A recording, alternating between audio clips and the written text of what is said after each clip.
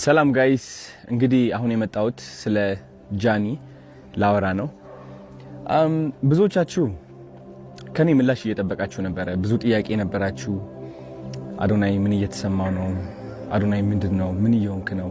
ለምን አትናገርም? ለምን ዝም አልክ? ብላችሁ በጣም ብዙ ጥያቄዎች ጠይቃችኋል።